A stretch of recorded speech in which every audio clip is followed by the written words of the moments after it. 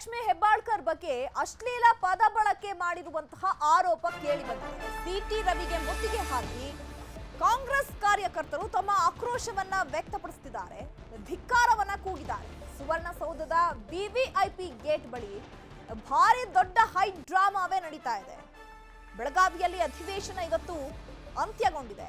But ಇವರ ಮಾತಿನ ಚಕಮಕಿ ಮುಂದುವರೆದಿತ್ತು. ಆ ಸಂದರ್ಭದಲ್ಲಿ ಸಿಟಿ ರವಿ ಅವರು ಪದ ಬಳಕೆ ಮಾಡಿದ್ದಾರೆ, ಅಶ್ಲೀಲ ಪದ ಬಳಕೆಯನ್ನ ಮಾಡಿದ್ದಾರೆ ಅಂತ ಹೇಳಿ ಲಕ್ಷ್ಮಿ ಹೆಬ್ಬಾಳ್ಕರ್ ಅವರು ಈಗ ಆರೋಪವನ್ನ ಮಾಡಿದ್ದಾರೆ. ಸಿಟಿ ರವಿಗೆ ಕಾಂಗ್ರೆಸ್ ಕಾರ್ಯಕರ್ತರು ಮುತ್ತಿಗೆ ಹಾಕಿ ಆಕ್ರೋಶವನ್ನ ವ್ಯಕ್ತಪಡಿಸುತ್ತಿದ್ದಾರೆ. ನೋಡ್ತಾ ಇದ್ರಲ್ಲ ದೃಶ್ಯದಲ್ಲಿ ಯಾವ ರೀತಿಯಾಗಿ ವಿವಿಐಪಿ ಗೇಟ್ ಬಳಿ ದೊಡ್ಡ ಹೈ ಡ್ರಾಮಾ ನಡೀತಾ ಇದೆ ಅಂತ ಹೇಳಿ ಕಾಂಗ್ರೆಸ್ ಕಾರ್ಯಕರ್ತರು ನಮ್ಮ ಸಚಿವೆಗೆ ಲಕ್ಷ್ಮಿ ಹೆಬ್ಬಾಳ್ಕರ್ ಅವರಿಗೆ ಅಶ್ಲೀಲ ಪದ ಬಳಕೆ ಮಾಡಿದ್ದೀರಾ ಅಂತ ಹೇಳಿ ತಮ್ಮ ಆಕ್ರೋಶವನ್ನ ವ್ಯಕ್ತಪಡಿಸುತ್ತಿದ್ದಾರೆ.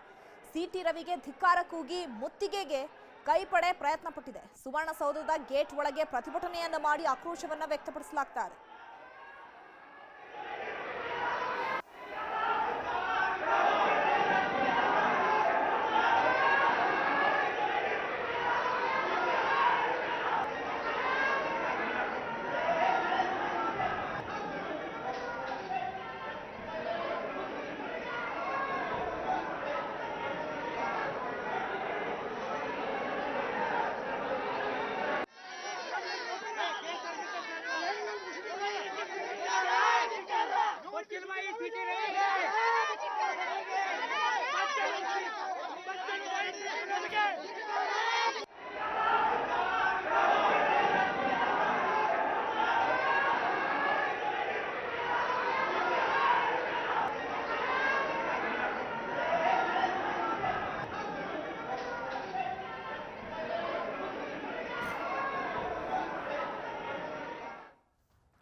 ಸಭಾಪತಿ ಬಸವರಾಜ್ ಹೊರಟ್ಟಿಗೆ ದೂರನ್ನ ಕೊಟ್ಟಿದ್ದಾರೆ ಲಕ್ಷ್ಮಿ ಹೆಬ್ಬಾಳ್ಕರ್. ಹೊರಟ್ಟಿ ಚೇಂಬರ್ನಲ್ಲಿ ಈಗ ನೂರಾರು ಕಾಂಗ್ರೆಸ್ ಸದಸ್ಯರು ಜಮಾಯಿಸಿದ್ದಾರೆ. ಸಿಟಿ ರವಿ ಅಮಾನತಿಗೆ ಆಗ್ರಹಿಸಿ ಕಾಂಗ್ರೆಸ್ ನಾಯಕರು ಪ್ರತಿಭಟನೆಯನ್ನ ಮಾಡ್ತಿದ್ದಾರೆ.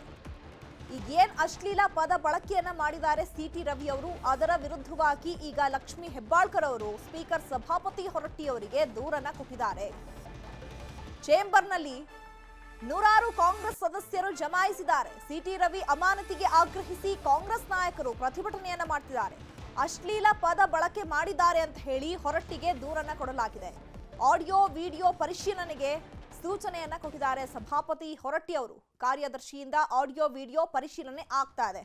ನಿಜಕ್ಕೂ ಕೂಡ ಸಿಟಿ ರವಿ ಅವರು ಲಕ್ಷ್ಮಿ ಹೆಬ್ಬಾಳ್ಕರ್ ಅವರಿಗೆ ಅಶ್ಲೀಲ ಪದ ಬಳಕೆಯನ್ನ ಮಾಡಿದಾರಾ ಅನ್ನುವಂಥದ್ದು ಈಗ ಪರಿಶೀಲನೆ ಆಗಬೇಕು ಅನ್ನುವಂತಹ ನಿಟ್ಟಿನಲ್ಲಿ ಸಭಾಪತಿಯವರು ಕೂಡ ಸೂಚನೆಯನ್ನ ಕೊಟ್ಟಿದ್ದಾರೆ. ಕಾರ್ಯದರ್ಶಿಯಿಂದ ಆಡಿಯೋ ವಿಡಿಯೋ ಪರಿಶೀಲನೆ ಆಗಬೇಕು. ಅದಾದ ಬಳಿಕ ಸಿಟಿ ರವಿ ಅವರು ಅಶ್ಲೀಲ ಪದ ಬಳಕೆ ಮಾಡಿದ್ದಾರಾ ಅನ್ನುವಂಥದ್ದು ಸಾಬೀತು ಆದ್ರೆ ಮುಂದಿನ ಯಾವ ಕ್ರಮವನ್ನ ಕೈಗೊಳ್ಳಬಹುದು ಅನ್ನುವಂಥದ್ದು ಕಾದು ನೋಡಬೇಕು. ಇನ್ ಕೇಸ್ ಏನಾದರೂ ಅವ್ರು ಹೇಳಿಲ್ಲ ಅಂತ ಹೇಳಿದ್ರೆ ಲಕ್ಷ್ಮಿ ಹೆಬ್ಬಾಳ್ಕರ್ ಅವರ ನಡೆ ಯಾವ ರೀತಿ ಇರುತ್ತೆ ಅನ್ನುವಂಥದ್ದು ಸಾಕಷ್ಟು ಕುತೂಹಲವನ್ನ ಕೆರಳಿಸಿರುವಂಥದ್ದು. ಅಫ್ಕೋರ್ಸ್ ಈಗ ಮಹಿಳೆಗೆ ಒಬ್ಬ ಅಶ್ಲೀಲ ಪದ ಬಳಕೆಯನ್ನ ಮಾಡ್ತಾರೆ ಅಂತ ಹೇಳಿದ್ರೆ ಅಫ್ಕೋರ್ಸ್ ಅದು ತಪ್ಪು. ಬಟ್ ಮಾತಿನ ಚಕಮಕಿಯಲ್ಲಿ ಬಂದಿರುವಂತಹ ಪದ ಬಳಕೆಯ ಅಥವಾ ಲಕ್ಷ್ಮಿ ಹೆಬ್ಬಾಳ್ಕರ್ ಅವರು ಮಾತನಾಡ್ತಾ ಸಿಟಿ ರವಿ ಅವ್ರಿಗೆ ಏನಾದರೂ ಪ್ರಚೋದನೆಯನ್ನ ಮಾಡಿದ್ರ, ಆ ಪ್ರಚೋದನೆಗೆ ತಕ್ಕ ಪ್ರತಿಕ್ರಿಯೆ ಏನಾದರೂ ಸಿಟಿ ರವಿ ಅವ್ರು ಕೊಟ್ಟಿದ್ದಾರಾ ಅನ್ನುವಂಥದ್ದು ಇಲ್ಲಿ ಸಾಕಷ್ಟು ಪ್ರಶ್ನೆಯೂ ಕೂಡ ಕಾಡುವಂಥದ್ದು. ಯಾಕಂದ್ರೆ ಅಂಬೇಡ್ಕರ್ ಅವರ ವಿಚಾರ ಈಗ ಅಧಿವೇಶನದಲ್ಲೂ ಕೂಡ ಸಾಕಷ್ಟು ಚರ್ಚೆಗೆ ಕಾರಣವಾಗಿರುವಂಥದ್ದು. ಯಾಕಂದ್ರೆ ಅಲ್ಲಿ ಮಾತಿಗೆ ಅವಕಾಶವೇ ಇರಲಿಲ್ಲ, ಬರೀ ಕೂಗಾಟ ಚೀರಾಟ. ಅಂಬೇಡ್ಕರ್ ಅವರ ಭಾವಚಿತ್ರವನ್ನ ಹಿಡಿದೇ ಇಡೀ ಅಧಿವೇಶನವನ್ನ ಮುಕ್ತಾಯಗೊಳಿಸ್ಬಿಟ್ರು. ಅದರಲ್ಲೂ ಈ ಉತ್ತರ ಕರ್ನಾಟಕದ ಭಾಗದ ಸಮಸ್ಯೆಗಳಿಗೆ ಮುಕ್ತಿ ಸಿಕ್ತೋ ಇಲ್ವೋ ಗೊತ್ತಿಲ್ಲ. ಬಟ್ ಈಗ ಮೇನ್ ಹೈಲೈಟ್ ಆಗಿರುವಂಥದ್ದು ಸಿಟಿ ರವಿ ಅವರು ಲಕ್ಷ್ಮಿ ಹೆಬ್ಬಾಳ್ಕರ್ ಅವರಿಗೆ ಅಶ್ಲೀಲ ಪದ ಬಳಕೆಯನ್ನ ಮಾಡಿದ್ದಾರೆ ಅಂತ ಹೇಳಿ. ಬಟ್ ಈಗ ಆ ಅಶ್ಲೀಲ ಪದ ಏನ್ ಬಳಕೆ ಮಾಡಿದಾರಲ್ಲ ಅದಕ್ಕೆ ಆಡಿಯೋ ಇರಬೇಕು ಅಥವಾ ವಿಡಿಯೋ ಇರಬೇಕು. ಆ ಆಡಿಯೋ ವಿಡಿಯೋಗಳನ್ನ ತನಿಖೆಗೆ ಕಳಿಸ್ಬೇಕಾಗತ್ತೆ, ಪರಿಶೀಲನೆ ಮಾಡಬೇಕಾಗತ್ತೆ. ಒಂದ್ ವೇಳೆ ಸಾಬೀತಾದಲ್ಲಿ ಸಿಟಿ ರವಿ ಅವರಿಗೆ ಯಾವ ರೀತಿಯಾದಂತಹ ಕ್ರಮವನ್ನ ಕೈಗೊಳ್ಳುತ್ತೆ ಸರ್ಕಾರ, ಅಥವಾ ಅವರ ಪಕ್ಷದಲ್ಲೇ ಏನಾದರೂ ಇದಕ್ಕೆ ಒಂದು ಆಕ್ಷನ್ ಅನ್ನ ತಗೊಳ್ತಾರ, ಕಾದ್ ನೋಡ್ಬೇಕಾಗತ್ತೆ. ಬಟ್ ಈಗಂತೂ ಬೆಳಗಾವಿ ಸುವರ್ಣಸೌಧ ಇದೆಯಲ್ಲ ಅಲ್ಲಂತೂ ಹೈಡ್ರಾಮಾ ಅಂತೂ ನಡೀತಾ ಇದೆ. ಪಾಪ ಸಿಟಿ ರವಿ ಅವರಿಗೆ ಫುಲ್ ಅಲ್ಲೆಲ್ಲರೂ ಕೂಡ ಕಾಂಗ್ರೆಸ್ ಸದಸ್ಯರು ಮುತ್ತಿಗೆಯನ್ನ ಹಾಕಿ ಪ್ರತಿಭಟನೆ ಮಾಡ್ತಿದ್ದಾರೆ, ಆಕ್ರೋಶವನ್ನ ವ್ಯಕ್ತಪಡಿಸುತ್ತಿದ್ದಾರೆ. ಸಚಿವೆ ಲಕ್ಷ್ಮಿ ಹೆಬ್ಬಾಳ್ಕರ್ ಬಗ್ಗೆ ಅಶ್ಲೀಲ ಪದ ಬಳಕೆ ಆರೋಪ ಹಿನ್ನೆಲೆ ಬಹಳ ಕೆಟ್ಟ ಪದವನ್ನ ಬಳಕೆ ಮಾಡಿದ್ದಾರೆ. ಪೊಲೀಸರಿಗೂ ದೂರು ಕೊಡಬೇಕು. ಸಿಟಿ ರವಿ ಮೇಲೆ ಸಿಎಂ ಸಿದ್ದರಾಮಯ್ಯ ಕೆಂಡಾಮಂಡಲ ಹಾಕಿದ್ದಾರೆ. ಸಿಟಿ ರವಿ ಅಶ್ಲೀಲ ಪದ ಬಳಕೆ ಆರೋಪದಲ್ಲೂ ಪಾಲಿಟಿಕ್ಸ್ ಮಾಡ್ತಿದ್ದಾರೆ.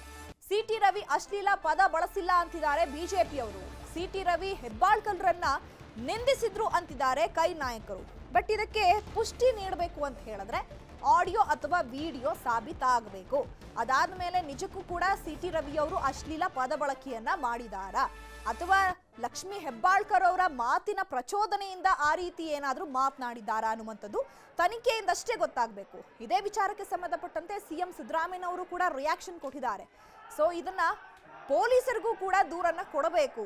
ಅಂತಹ ಕೆಟ್ಟ ಪದವನ್ನ ಬಳಕೆ ಮಾಡಿದ್ದಾರೆ ಅಂತ ಹೇಳಿ ಸಿಎಂ ಸಿದ್ದರಾಮಯ್ಯ ಕೆಂಡಾಮಂಡಲರಾಗಿದ್ದಾರೆ.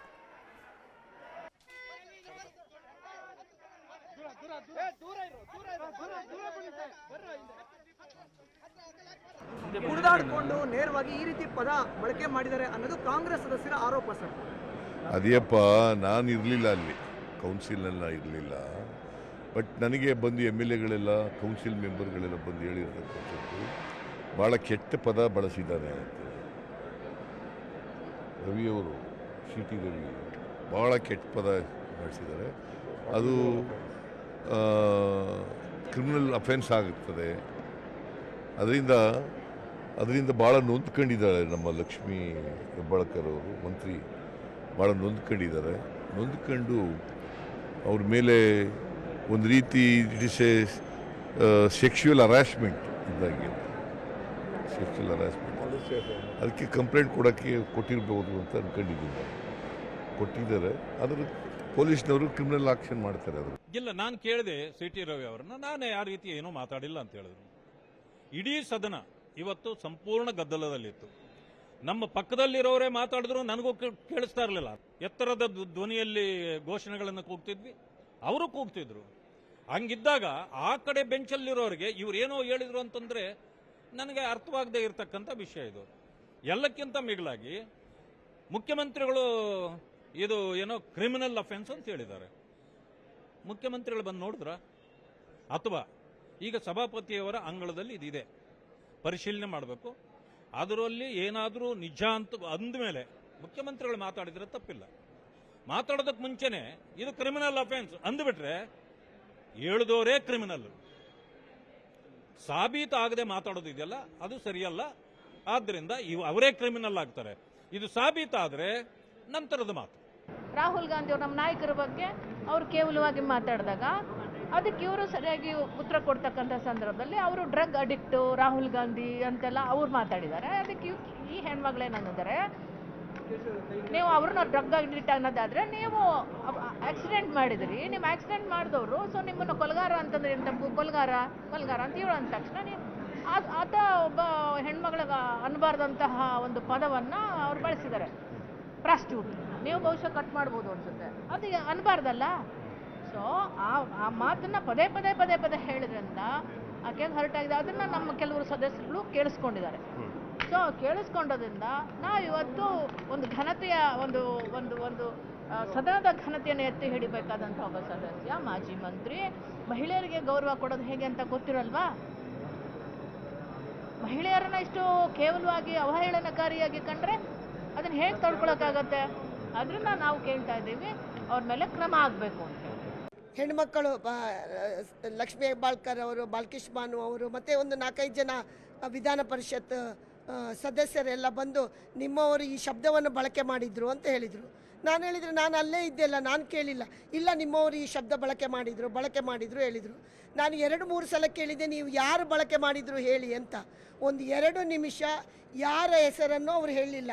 ಆ ನಂತರ ಸಿಟಿ ರವಿ ಹೇಳಿದರು ಅಂತ ಈಚೆ ಆಗನೂ ಹೇಳಲಿಲ್ಲ. ಸ್ವಲ್ಪ ಮುಂದೆ ಬಂದ ನಂತರ ಸಿಟಿ ರವಿಯವರು ಹೇಳಿದರು ಅಂತ ಹೇಳಿದರು. ಫಸ್ಟ್ ಹೇಳಿದ್ದು ನಿಮ್ಮವರು ಹೇಳಿದರು ಅಂತ. ನಾನಂತೂ ಆ ಶಬ್ದ ಹೇಳಿದ್ದು ನಾನಂತೂ ಕೇಳಿಲ್ಲ. ಸಿಟಿ ರವಿಗೆ ಅವರು ಏನೋ ಹೇಳಿದ್ರಂತೆ ಕೊಲೆ, ಅದನ್ನೂ ನಾನು ಕೇಳಿಲ್ಲ. 2 ಶಬ್ದವನ್ನು ಕೇಳಿಲ್ಲ. ನಿಮ್ಮ ಟಿ ವಿಯಲ್ಲಿ ಕೂಡ ಅವರು 10 ಸಲ ನನಗೆ ಆ ಶಬ್ದವನ್ನು ಬಳಕೆ ಮಾಡಿದರು ಅಂತ ಹೇಳಿದ್ರಲ್ಲ, ಬಹುಶಃ 10 ಸಲ ಅವರೇನಾದರೂ ಶಬ್ದ ಬಳಕೆ ಮಾಡಿದರೆ ನನ್ನ ಕಿವಿ ಸ್ವಲ್ಪ ಚೆನ್ನಾಗಿದೆ, ಆರೋಗ್ಯವಾಗಿದ್ದೇನೆ. ಒಂದು ಸಲ ಆದರೂ ನನ್ನ ಕಿವಿಗೆ ಬೀಳ್ತಿತ್ತು. ಆ ಶಬ್ದ ಬಳಕೆ ಮಾಡಿದ ನಾನಂತೂ ಕೇಳಿಲ್ಲ. ಹೆಣ್ಮಕ್ಕಳು ಕುಡಿದಾಡಿಕೊಂಡು ನೇರವಾಗಿ ಈ ರೀತಿ ಪದ ಬಳಕೆ ಮಾಡಿದ್ದಾರೆ ಅನ್ನೋದು ಕಾಂಗ್ರೆಸ್ ಸದಸ್ಯರ ಆರೋಪ ಸರ್. ಅದೇಪ್ಪ, ನಾನು ಇರಲಿಲ್ಲ ಅಲ್ಲಿ, ಕೌನ್ಸಿಲ್ನೆಲ್ಲ ಇರಲಿಲ್ಲ. ಬಟ್ ನನಗೆ ಬಂದು ಎಮ್ ಎಲ್ ಎಗಳೆಲ್ಲ, ಕೌನ್ಸಿಲ್ ಮೆಂಬರ್ಗಳೆಲ್ಲ ಬಂದು ಹೇಳಿರ್ತಕ್ಕಂಥದ್ದು ಭಾಳ ಕೆಟ್ಟ ಪದ ಬಳಸಿದ್ದಾನೆ ಅಂತ. ರವಿಯವರು, ಸಿ ಟಿ ರವಿ ಭಾಳ ಕೆಟ್ಟ ಪದ ಬಳಸಿದ್ದಾರೆ. ಅದು